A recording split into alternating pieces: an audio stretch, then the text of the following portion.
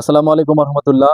আমি আজকে হৃদয় বিদারক একটা ঘটনা নিয়ে এবং ভিডিও নিয়ে আপনাদের সামনে উপস্থিত হয়েছি। আমার পাশে যে ভাইকে দেখতে পাচ্ছেন, ভাইয়ের নাম হচ্ছে ফরহাদ এবং ওনার বাবা আছে, মা আছে। এবং আজকে আমি ইনাদের বাসা আছি। ইনাদের বাসাটা হচ্ছে উলিপুরের তবকপুর ইউনিয়নের সেই কাজলডাঙ্গা কানিপাড়ায়।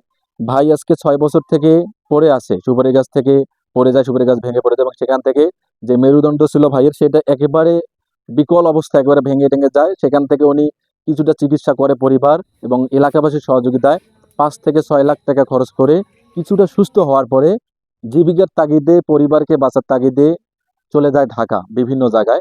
সেখানে গিয়েও কিছুদিন কাজ করার পরে অসুস্থ হয়ে পড়েন, সেন্সলেস অবস্থায় পড়ে যায় এবং সেখান থেকে বাড়িতে আবারও নিয়ে আসা হয়।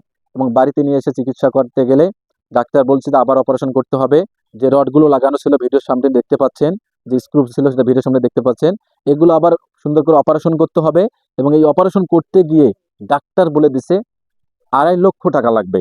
কিন্তু এই পরিবারের পক্ষে, এই যে ছোট্ট একটা কুঁড়ে ঘরে ছোট্ট একটা জায়গাতে বসবাস করতেছে এনারা, এনাদের পক্ষে 2.5 লক্ষ টাকা না, বর্তমান যে অবস্থা আমি দেখলাম, শুনলাম, ভিডিওর আগে কথা বললাম, 2.5 হাজার টাকা খরচ করার মতো সামর্থ্য নাই।